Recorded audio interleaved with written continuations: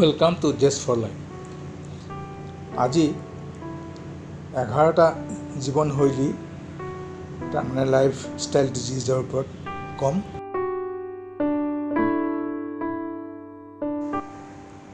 11টা জীৱনশৈলী ৰোগ যাক মানে সাৱধানেৰে ল'ব লাগে।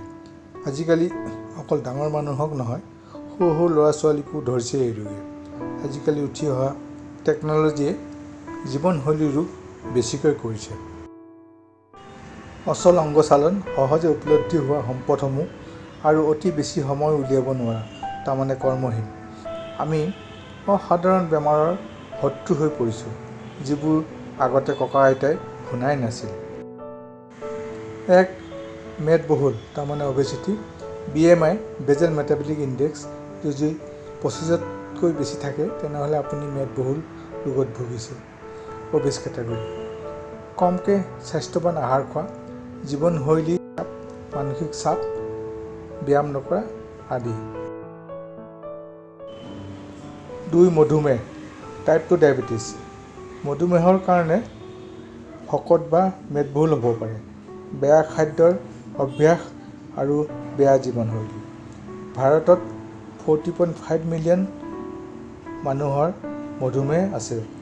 বিশেষকৈ বয়সীয়া লোকৰ মধুমেহ হয়, কিন্তু আজিকালি জীৱনশৈলীৰ বাবে সৰুতে হোৱা দেখা যায়। 3 এথেৰস্ক্লেৰোচিছ, ৰক্তবাহিকা কঠোৰ হৈ যোৱা।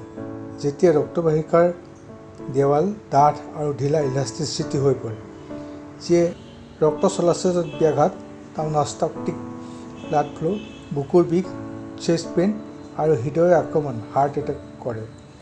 এথেৰস্ক্লেৰোচিছ, মধুমেহ, উচ্চ ৰক্তচাপ আৰু মেদবহুলৰ লগত সংযোগ আছে। হৃদৰোগ, হাৰ্ট ডিজিজ, কিবা অস্বাভাৱিক কাৰণত হৃদয়ৰ মাংসপেশী আৰু ৰক্তবাহিকাৰ বাবে হৃদৰোগ কৰিব পাৰে। ধূমপান, মধুমেহ আৰু হাই কলেষ্ট্ৰল মানুহৰ হৃদৰোগ কৰে। ভাৰতত 50 মিলিয়ন মানুহৰ এই বেমাৰ আছে। 5 উচ্চ ৰক্তচাপ, হাই ব্লাড প্ৰেছাৰ।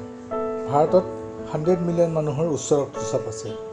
ইয়াৰ আচল কাৰণসমূহ হৈছে মানসিক চাপ, ষ্ট্ৰেছ, মেদবহুল হোৱা, বংশগত কাৰণ আৰু স্বাস্থ্যৱান আহাৰ কমকৈ খোৱা।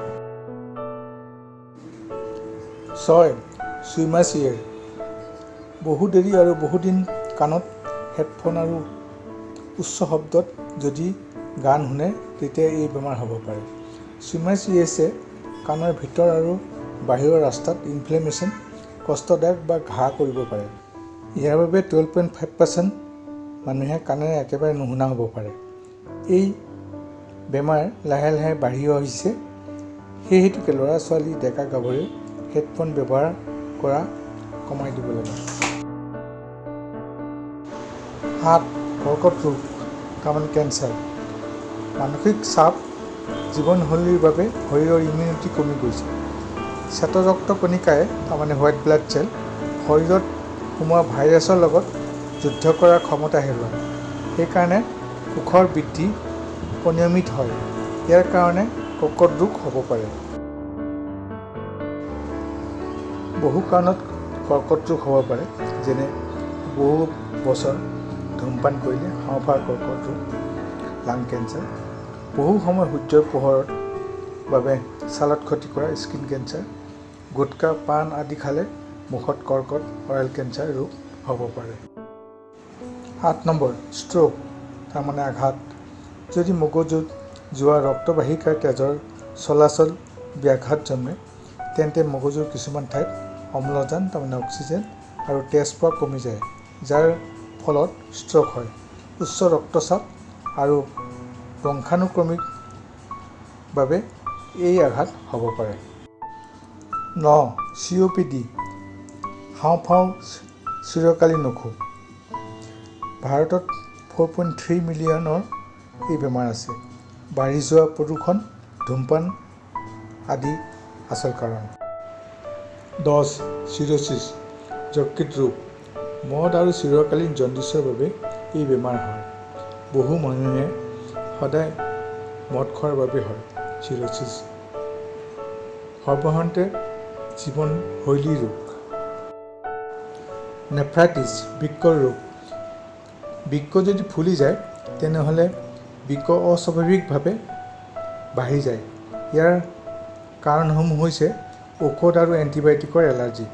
আজিকালি ৰাস্তাৰ দাঁতিত বনোৱা আহাৰ খুব খায়, তাৰ বাবে বেক্টেৰিয়েল ইনফেকশ্যন হ'ব পাৰে। থেংক ইউ, ধন্যবাদ।